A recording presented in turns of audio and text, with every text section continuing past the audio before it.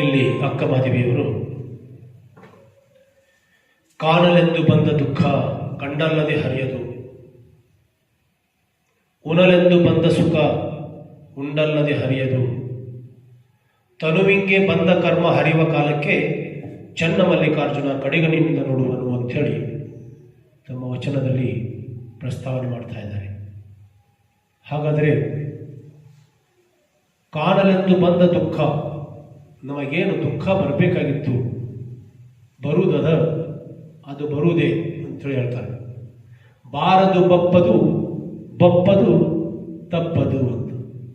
ಏನು ಬರುವುದದ ಅದು ಬರೋದ, ಅದು ಬರೋದಕ್ಕೆ ನಾವು ಸ್ವೀಕಾರ ಮಾಡಿದಾಗ ಮಾತ್ರ ಅದು ಬಂದ ಹೋಗ್ಬಿಡ್ತದ. ನಾವು ಸ್ವೀಕಾರ ಮಾಡಕ್ಕೆ ರೆಡಿ ಇಲ್ಲ ಅಂತಂದ್ರೆ ಅದು ನಮ್ಮನ್ನು ದುಃಖಕ್ಕೀಡು ಮಾಡ್ತದ. ಅದಕ್ಕೆ ಅವ್ರು ಹೇಳಿದ್ರು, ಕಾಣಲೆಂದು ಬಂದ ದುಃಖ ಕಂಡಲ್ಲದೆ ಹರಿಯದು ಅಂತ. ಇಲ್ಲಿ ಭಗವದ್ಗೀತೆ ಹೇಳ್ತದ, ಸುಖೇ ದುಃಖೇ ಸಮಯಕತ್ವ ಲಾಭಾಲಾಭವು ಜಯ ಅಜಯವು ಅಂತೇಳಿ. ಸುಖ ಬಂತಂದ್ರೆ ದುಃಖ ಬರ್ತದ, ದುಃಖ ಬಂತು ಅಂತಂದ್ರೆ ಸುಖ ಬರ್ತದ. ಪ್ರಭುದೇವರು ಬಹಳ ಅಷ್ಟು ಮಾರ್ಮಿಕವಾಗಿ ಹೇಳ್ತಾರೆ, ಸುಖವಲ್ಲಾತ ಸುಖಿಯಲ್ಲ, ದುಃಖವ ಬಲ್ಲಾತ ದುಃಖಿಯಲ್ಲ.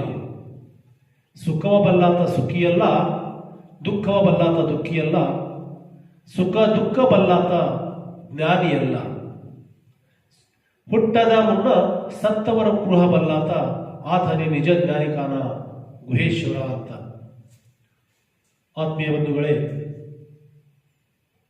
ಮನುಷ್ಯನ ದೇಹ ಮನಸ್ಸು ಇದೆ ಅಂತಂದ್ರೆ ಸುಖ ದುಃಖ ಬರವೇ.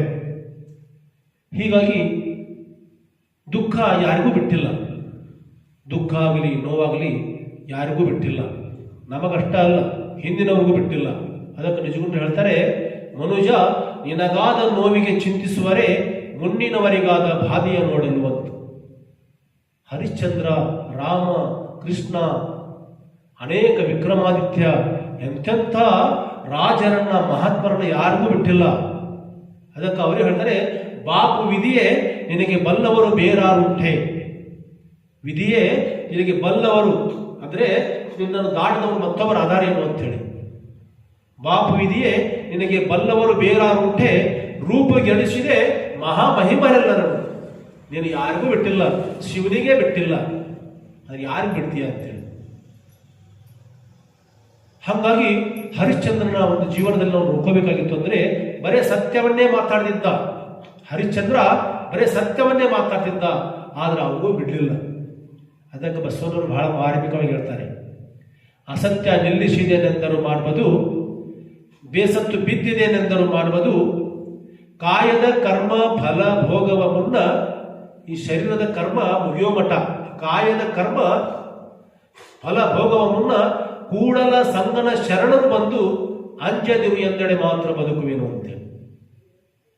ಸುಖ ದುಃಖ ಜೀವನದಲ್ಲಿ ಬರುವುದ, ಆದ್ರೆ ಸುಖ ದುಃಖ ಬರ್ತಾ ಇರುವಾಗ ನಾವು ಯಾರು ಕೂಡ ಇರಬೇಕು ಅನ್ನೋದು ಮಹತ್ವದ. ಈಗ ಆಕ್ಸಿಡೆಂಟ್ ಆಗ್ತದ, ಆಕ್ಸಿಡೆಂಟ್ ಆದಾಗ, ಗುಡ್ಡದಲ್ಲಿ ಆಕ್ಸಿಡೆಂಟ್ ಆದಾಗ ಅಲ್ಲಿ ವ್ಯವಸ್ಥೆ ಏನಿರಂಗಿಲ್ಲ, ಅಲ್ಲಿ ಆ ಮನುಷ್ಯ ಸತ್ತು ಹೋಗ್ಬಿಡ್ತಾನೆ, ನೀರಿಲ್ಲದ ಸಾಯ್ತಾನೆ ಅಥವಾ ರಕ್ತ ಸೋರಿ ಸಾಯ್ತಾನೆ. ಅದೇ ಹಾಸ್ಪಿಟಲ್ ಮುಂದೆ ಆಕ್ಸಿಡೆಂಟ್ ಆಯಿತು ಅಂತಂದ್ರೆ ಅಲ್ಲಿ ವ್ಯವಸ್ಥೆ ಆಗ್ತದೆ, ಉಳಿಬಹುದು ಅಥವಾ ಉಳಿಯಕ್ಕಿಲ್ಲ, ಅದು ನಿಸರ್ಗದ ನಿಯಮ, ಉಳಿಬಹುದು. ಹಾಗಾಗಿ ನಾವು ದುಃಖ ಬಂತು ಅಂತಂದ್ರೆ ನಾವು ಶರಣರ ಸಂಘದಲ್ಲಿದ್ರ ಆ ದುಃಖವನ್ನ ಹೇಗೆ ದಾಟಬೇಕು ಅಂತ ಹೇಳಿ ಹೇಳ್ತಾರೆ ಅಂತೇಳಿ ಬಸವಣ್ಣರು ಹೇಳ್ತಾರೆ.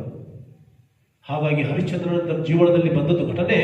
ಯಾಕಂದ್ರೆ ಅವನ ಮನಸ್ಸಿನಲ್ಲಿ ಎಂಥ ಸತ್ಯ ಅಡಗಿತ್ತು ಅಂತಂದ್ರೆ, ಎಂಥ ಧೈರ್ಯ ಅಡಗಿತ್ತು ಅಂತಂದ್ರೆ, ಅಂತಃಕರಣದಲ್ಲಿ ಎಷ್ಟು ಧೈರ್ಯ ತಂದ್ಕೊಂಡಿದ್ದ ಅಂತಂದ್ರೆ, ಒಂದ್ಸಲ ನನಗೆ ದುಃಖ ಬಂದೈತಂದ್ರ ಸುಖ ಬರೋದ, ಸುಖವಲ್ಲ ಸುಖಿಯಲ್ಲ, ದುಃಖವಲ್ಲ ದುಃಖಿಯೂ ಅಲ್ಲ. ಅದಕ್ಕೆ ಬಂದು ಹೋಗ್ಬಿಡ್ತದ, ಆ ದುಃಖ ಬಂದು ಹೋಗ್ಬಿಡ್ತದ ಅಂತೇಳಿ ಹರಿಶ್ಚಂದ್ರ ನಿಶ್ಚಲವಾಗಿ ನಿಂತ. ಯಾಕಂದ್ರೆ ಹರಿಶ್ಚಂದ್ರನಿಗೆ ನಕ್ಷತ್ರಕ ಕಾಡದಷ್ಟು ವಿಶ್ವಾಮಿತ್ರ ಕಾಡಿಲ್ಲ. ನಕ್ಷತ್ರಕ ಅಂದ್ರೆ ಒಬ್ಬ ಸಾಮಾನ್ಯ ವ್ಯಕ್ತಿ, ಹರಿಶ್ಚಂದ್ರನ ಶಿಷ್ಯನೂ ಅಲ್ಲ ಒಬ್ಬ. ಹರಿಶ್ಚಂದ್ರನ ಯಾಕಂದ್ರೆ ವಿಶ್ವಾಮಿತ್ರನ ಶಿಷ್ಯ. ಎಷ್ಟು ಕಾಡ್ದ ಅಂತಂದ್ರೆ ಅವನಿಗೆ ವಿಶ್ವಾಮಿತ್ರಗಿಂತ ಜಾಸ್ತಿ ಕಾಡ್ದವ ನಕ್ಷತ್ರಕ. ಅದಕ್ಕೆ ಹರಿಶ್ಚಂದ್ರನ ಮನಸ್ಸಿನಲ್ಲಿ ಒಂದ್ಸಲ ಹೊಳಿತಿತ್ತು ಅಂತಂದ್ರ ಈ ಈ ಕ್ಷುಲ್ಲಕ ನಕ್ಷತ್ರ ಇಷ್ಟು ಕಾಡಿಸ್ತಾನಲ್ಲ, ನಾನು ಒಬ್ಬ ರಾಜ, ಅಂತ ರಾಜನಿಗೆ ಈ ನಕ್ಷತ್ರಕ್ಕೆ ಕಾಡ್ತಾ ಇದ್ದಾನಲ್ಲ ಅಂತ ಹೇಳಿ ಅನಿಸ್ತಿತ್ತು. ಅಂದ್ರೆ ಎಷ್ಟು ದುಃಖ ಆಗ್ತಿತ್ತು. ಅದಕ್ಕೆ ಹರಿಶ್ಚಂದ್ರನಿಗೆ ಅನಿಸ್ಲಿಲ್ಲ.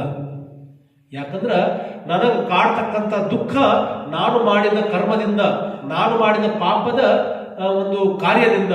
ಅದಕ್ಕೆ ಆ ಪಾಪದ ಕಾರ್ಯವೇ, ಆ ಪಾಪದ ಕರ್ಮವೇ ಆ ನಕ್ಷತ್ರಕನಾಗಿ ನಮ್ಮನ್ನು ಬಂದು ಕಾಡ್ತಾ ಇದೆ, ವಿಶ್ವಾಮಿತ್ರನಾಗಿ ಬಂದು ಕಾಡ್ತಾ ಇದೆ ಅಂತ ತಿಳ್ಕೊಂಡ ನಾವಲ್ರಿ. ಯಾರಾದ್ರೂ ನಮಗೆ ಏನಾದ್ರು ಬೈತಾ ಇರುವಾಗ, ಯಾರಾದ್ರೂ ನಮಗೆ ಸ್ವಲ್ಪ ಕಾಡಿಸ್ತಾ ಇರುವಾಗ ಅವ್ರು ಕಾಡಿಸ್ತವ. ಯಾಕಂದ್ರೆ ಅವರ ಮುಖಾಂತರ ನಮ್ಮ ಕರ್ಮ ನಮಗೆ ಕಾಡಿಸ್ತದ.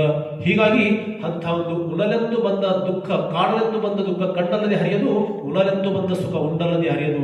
ಅದಕ್ಕಾಗಿ ಆ ಒಂದು ದುಃಖ ಬರಬೇಕಾಗಿತ್ತು ಅಂತಂದ್ರೆ ಪಾಪದ ಫಲವೇ ದುಃಖ, ಪುಣ್ಯದ ಫಲವೇ ಸುಖ ಅಂತ ಹೇಳಿ, ಯಾಕಂದ್ರೆ ನಮ್ಮ ಶರಣರ ಗವಾಯಿಗಳು ಹೇಳ್ತಾರೆ. ಹೀಗಾಗಿ ಅಂತ ಒಂದು ನಮಗೆ ದುಃಖ ಬರಾತಿತ್ತಂತಂದ್ರೆ ನಾವು ಮಾಡಿದ ಕರ್ಮದಿಂದ ಮತ್ತು ನಮ್ಮನ್ನು ಶುದ್ಧಿ ಮಾಡಲಿಕ್ಕೆ, ಆ ಕರ್ಮ ನಮ್ಮನ್ನು ಶುದ್ಧಿ ಮಾಡಲಿಕ್ಕೆ ಆ ದುಃಖದ ಮುಖಾಂತರವಾಗಿ ಬರ್ತಾ ಇದೆ. ಅದಕ್ಕಾಗಿ ಅಂತ ಒಂದು ಕರ್ಮವನ್ನ ನಾವು ಒಳ್ಳೆಯ ಕರ್ಮವನ್ನು ಮಾಡಿ, ಯಾಕಂದ್ರೆ ನಾವು ಉದ್ಧಾರ ಆಗುವ. ಹೀಗಾಗಿ ದುರಿತ ಕರ್ಮವನ್ನು ಅಲ್ಲದಿರು ಪುಣ್ಯವನ್ನೇ ಮಾಡು ಅಂತ ಹೇಳಿ ನಿಜಗುಂಡು ಹೇಳಿದ್ದಾರೆ.